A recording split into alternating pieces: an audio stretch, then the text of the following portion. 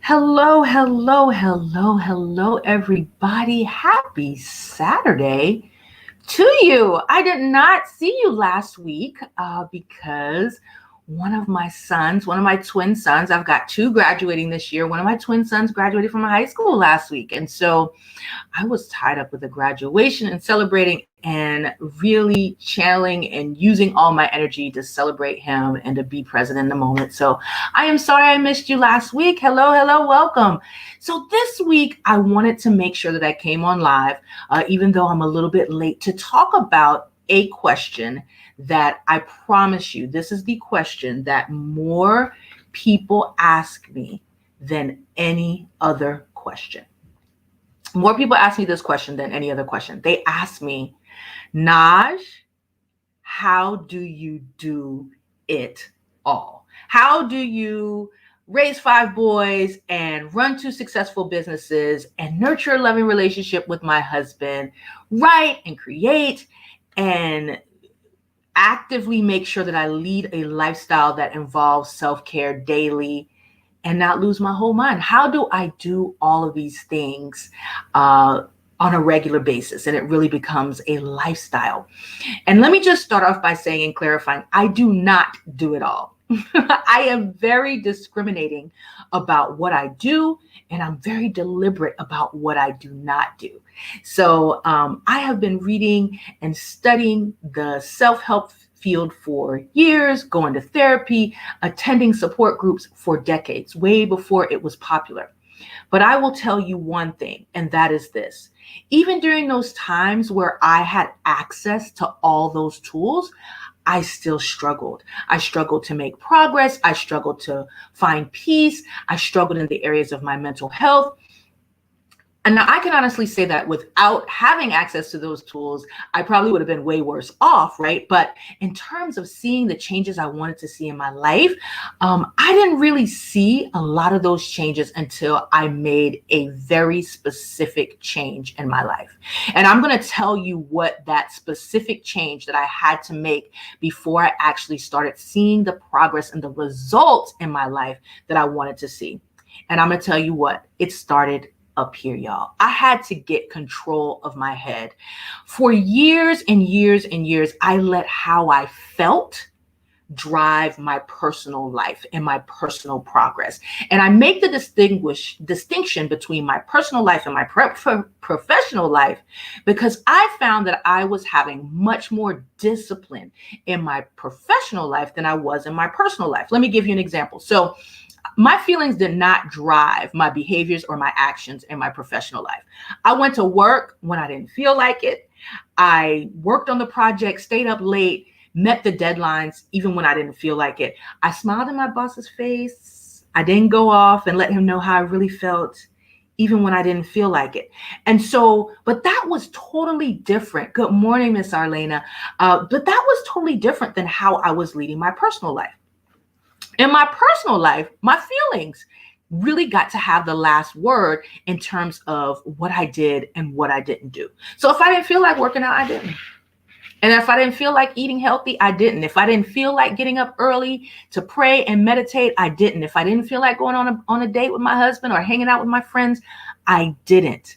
See, I let my feelings be my conclusion. It was kind of where I ended and where I stopped.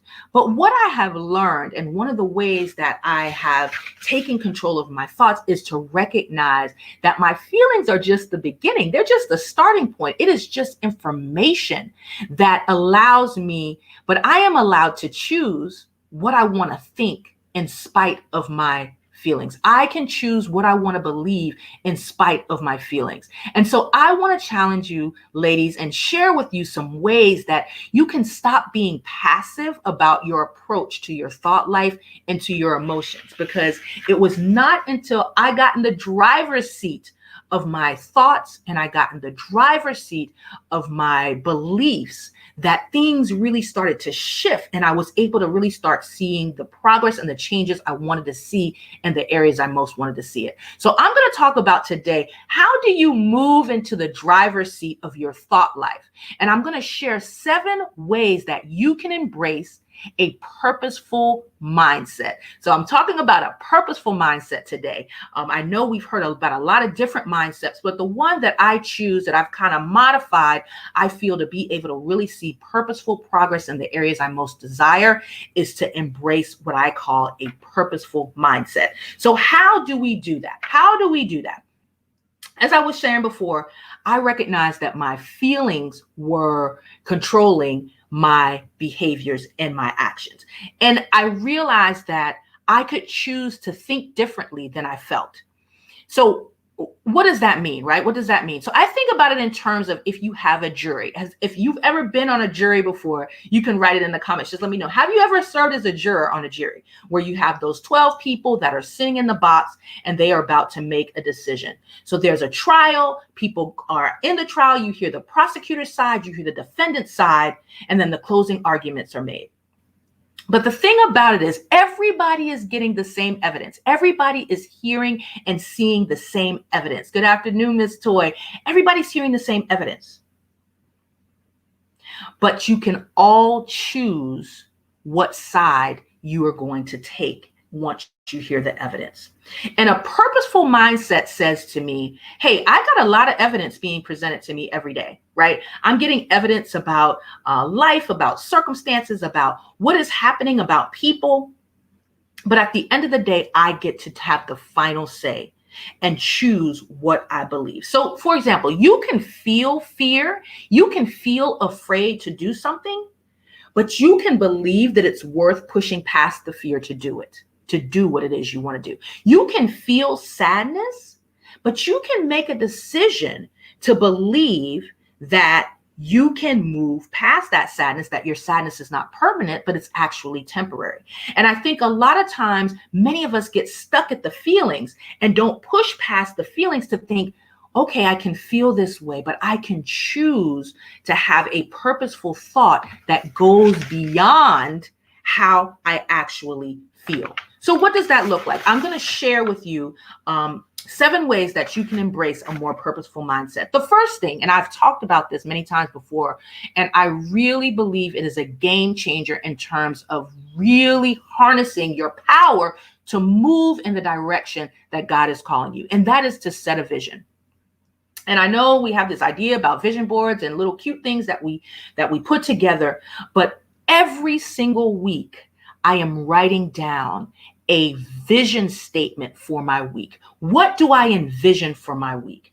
Because see, the thing is that you got to remind yourself every day what it is you expect to see, the outcome that you expect to see each week. A vision is about reflecting on what's possible, even when it looks impossible. And if you know me, anybody who actually knows me will know, I believe some really impossible stuff. I really do. Like, I believe you can start a coaching business in the middle of a pandemic and be successful at it. I believe that starting that coaching business, I could start that coaching business even though I was in the middle of a very serious business transaction that went south. I still believe that I could do it. I believe that even when I was struggling with my mental health, I believed that I could lead a healthy mental health life where I wasn't being burdened by depression and anxiety. It starts with a belief and a vision for what is possible, even in spite of what might appear impossible. And I think a lot of times for us women, we don't believe the vision is possible. We see chaos that's happening in our lives. Maybe it's with our kids. Maybe it's with our family members. Maybe it's with our jobs. And we start to believe that where we are is where we got to stay. And so the first step I always tell women is like, if you want to move into leading a more purposeful life, you got to be purposeful about your vision and about what you believe. If you think about it in terms of like an artist, right? Before they start creating their masterpiece, they have a vision for what they are about, what is going to go on that canvas. They're like, what is the feeling I want to convey? What are the colors I want to use? What's my color scheme? Listen, as you are starting your week, I want you to think, what is your color scheme for your week? Is it going to be a brown, blue kind of week? Is it going to be kind of a lukewarm, aqua kind of week? Or is it going to be a vibrant orange or a fire engine red. You get to decide. And I would each week encourage you to set that vision for what you believe is possible for your week to look like. Muhammad Ali said this quote that I just thought was so compelling. He said that impossible is not a fact, it's an opinion. And so you get to decide for you if impossible is going to be a fact or if it's going to be an opinion. So write down your vision and make it such that you believe that this is possible. Second, I would say a purposeful mindset begins with believing that there's something that you can do today to advance your vision. You don't have to wait till tomorrow to begin advancing your vision today. So a purposeful mindset says, what can I do today? What can I do to put my vision into action today? So I had a vision, like I was saying, about what good mental health looked like for me. It was free of depression. It was free of anxiety. It was free of worry. And so I had to say, so what am I willing to do? What actions, what changes am I willing to take today to help advance that vision? So the second thing that's really required in terms of having a purposeful mindset is to write down what steps you can start taking today. What changes can you start making today to advance you towards your vision? And you're going to have to set some clear boundaries about what it is you're willing to do, what it is you're not willing to do. Because I'm going to tell you, sometimes when things did not go my way or things didn't look possible, I could find myself in somewhat of a tailspin in terms of your thoughts. But you've got to basically write it down and write out the plan and believe that it's possible and start taking action, albeit small. I don't care how small it is. I don't care how small it is. If you have not seen my video on the stop sign strategy, go back and watch it, because starting today, what can you do to move your vision forward? So start with the vision, then move to the steps. Thirdly, a purposeful mindset says that you are going to have stumbling blocks. I don't walk into my day thinking nothing bad is going to ever happen. I recognize my shortcomings. I recognize my areas of vulnerability, and I don't go into the week blind. No, I plan for those vulnerabilities. I plan for those areas where I know I have shortcomings. If you know that you are a procrastinator, then you have to start saying, all right, I know that I have a tendency to procrastinate. You don't pretend like you don't have a tendency to procrastinate. You say, I tend to procrastinate. But based on what I know about my tendency to procrastinate, what can I do to get ahead of that idea to procrastinate? You make a plan to address your shortcomings. So your purposeful mindset doesn't deny your shortcomings. It just says, I believe I can overcome them, and I can create a plan to help me overcome those shortcomings and push past those shortcomings. Listen, y'all, there's times where I don't feel like getting up in the morning to do my morning routine. And so I encourage you, my first thought is like, nah, I'm tired. I don't feel like doing it. I encourage you to write down what is your first thought of the day, because I know that if my first thought when I first wake up in the morning is not a productive, positive thought, it's going to contribute to whether I'm going to have a productive and positive day. So one of the things that I encourage you to do so that you can identify these stumbling blocks, what's your first thought of the day? And then also keep a chronicle of your thoughts throughout the day. When you're having a negative thought, when you're feeling like, oh, I just don't think I can do it, or I don't measure up, or whatever those negative thoughts are for you, write them down. You need to start keeping a journal of those negative thoughts, because you cannot address what you don't first assess. You wouldn't go into a doctor's office recognizing that you have an injury and he just say, oh, I think you might have broken your arm. No, the next step he's going to say is, okay, but let's confirm that. Let's go ahead and do an x-ray. He's not going to ignore your hurt. He's not going to ignore your fracture. Your vulnerabilities and your shortcomings, those are your injuries, those are your fractures. And you want to go in and say, okay, what's going on here? And keep a chronicle of that. So once you realize, right, that you have these shortcomings, now you got to basically put in practice, what are you going to do to overcome those shortcomings and those stumbling blocks, right? You're going to address them. Y'all, I cannot say this enough. affirmations, affirmations, affirmations. And I'm going to tell you the science that I learned about affirmations, because I know sometimes people think, woo woo, affirmations, whatever, they don't really work. The reason why they work is because the studies have shown by doing MRIs of the brain when people are saying affirmations that the reward centers in their minds are going off. And so what that means is, how sometimes you say an affirmation to yourself and all of a sudden you kind of feel warm and fuzzy on the inside, or somebody says something to you that's affirming and you feel good on the inside? That's because your brain, the part of your brain, is getting lit up where the reward center works. And when your brain gets rewards, then it's like it's motivated, okay? And so you want to give your brain those natural motivations to like, yeah, okay, yes, I can do it. That is going to give you motivation to move in the direction that you want to go. So when those thoughts come, right? Because sometimes these thoughts are in our head and they're just running wild. I say it's like, they're like, who's going to check me, boo? I'm in here and I'm just chilling out. And I call them squatters. Those negative thoughts that end up in your head, I think of them as squatters. And what do you do with squatters?